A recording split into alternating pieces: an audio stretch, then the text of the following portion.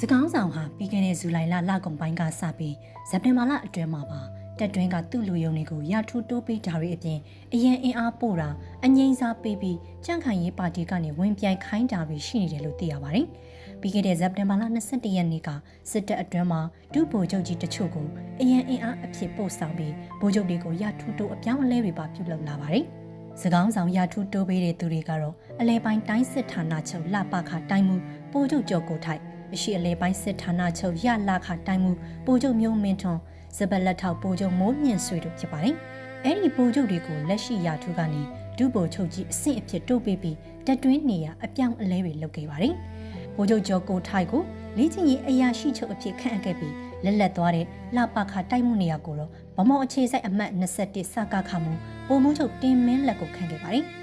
ဗိုလ်ချုပ်မျိုးမင်းထွန်းကိုလည်းစစ်စေးရေးအရာရှိချုပ်အဖြစ်ခန့်ခဲ့ပြီးတမတော်စစ်စေးရေးနဲ့စည်ရင်းစစ်ချုပ်ရာထူးကိုပါတွဲကန်ရမှာလို့လည်းသိရပါတယ်။ဗိုလ်ချုပ်မျိုးမင်းထွန်းရဲ့ရာထူးဟောင်းရလာခတိုက်မှုနေရာကိုတော့တပ်မ88တပ်မမှုဗိုလ်မှူးချုပ်ကျော်နိုင်ဦးကိုခန့်လိုက်ပါတယ်။စကောင်းဆောင်ရဲ့စစ်ဘက်လက်ထောက်အဖြစ်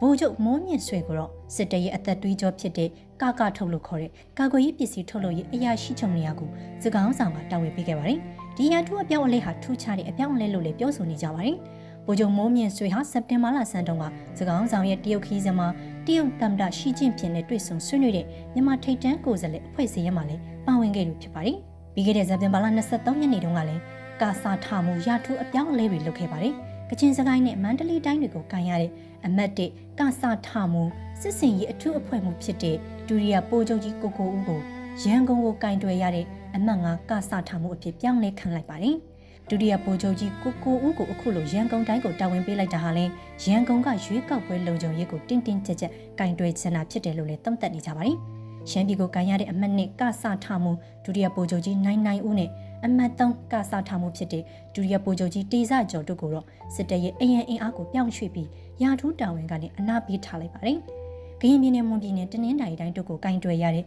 မတ်4ကာစာထမှုညွန့်ဝင်းဆွေကိုတော့အပြောင်းအလဲမရှိမူလရာထူးမှာပဲဆက်လက်ခံထားလိုက်ပါတယ်။ရန်ကုန်ကိုကင်တွယ်ရတဲ့အမတ်9ကာစာထမှုဒုတိယပိုးချုပ်ကြီးစော်မင်းလက်ကိုတော့ရှမ်းပြည်ကိုကင်ရတဲ့အမတ်2ကာစာထမှုအဖြစ်၎င်းနေပြည်တော်ကိုကင်တွယ်ရတဲ့အမတ်6ကာစာထမှုဒုတိယပိုးချုပ်ကြီးနေလင်းအောင်ကိုတော့ကချင်စကိုင်းနဲ့မန္တလေးတိုင်းတွေကိုကင်ရတဲ့အမတ်1ကာစာထမှုအဖြစ်၎င်းပြောင်းရွှေ့ခန့်အပ်လိုက်ပါတယ်။ဒါပြင်စကောင်းစီရဲ့ရာထူးအပြောင်းလဲတွေစကခမှုရာထူးတွေလည်းပါပါတယ်။စကခ21ကပုံမှုချုပ်တင်မင်းလက်ကိုဗိုလ်ချုပ်ရာထူးတိုးမြင့်ပေးလိုက်ပြီးအလင်းပိုင်းတိုင်းစစ်ဌာနချုပ်တိုင်းမှုအဖြစ်ခန့်အပ်လိုက်တယ်လို့တပ်မ88တပ်မမှုပုံမှုချုပ်ကျော်နိုင်ဦးကိုလည်းအရှိအလဲပိုင်းတိုင်းစစ်ဌာနချုပ်တိုင်းမှုအဖြစ်ခန့်အပ်လိုက်ပါတယ်။အထူးတာဝန်ပုံမှုချုပ်စိန်မောင်လင်းကိုလည်းစပက်လက်ထောက်ချုပ်ရာထူးတိုးပေးလိုက်ပြီးတာမခ101ဒုတိယတပ်မမှုမှာစကခ21ရဲ့တာဝန်ခံစကခမှုဖြစ်လာခဲ့ပါတယ်။တောင်ပိုင်းတိုင်းစစ်ဌာနချုပ်တိုင်းမှုပိုချုပ်ကြီးတိုက်ကတော့စီရေးချုပ်ဖြစ်လာပြီးနေပြည်တော်တိုင်းမှုပိုချုပ်စုံမင်းကတော့အမတ်3ကာစာထမှုဖြစ်လာခဲ့ပါတယ်။ပြီးခဲ့တဲ့ဇူလိုင်လ31ရက်နေ့တုန်းကလည်းစီမံအုပ်ချုပ်ရေးကောင်စီကိုဖျက်သိမ်းပြီးတော့အမျိုးသားကာကွယ်ရေးနဲ့လုံခြုံရေးကောင်စီပြန်ဖွဲ့ကောင်ဗိုလ်ချုပ်ကြီးတွေဖြစ်တဲ့ညိုစောအောင်လင်းတွေမြထွန်းဦးမိုးအောင်နဲ့ဒုဗိုလ်ချုပ်ကြီးစိုးမင်းဦးဗိုလ်ချုပ်ထင်ကျော်သူတို့ကအနာပေးပြီးတော့အရက်ဖက်ကိုပို့လိုက်ပါတယ်။ဗိုလ်ချုပ်ကြီးတွေကိုအခုလိုအရင်အဖြစ်အရက်ဖက်ကိုပို့ခံရတာဟာ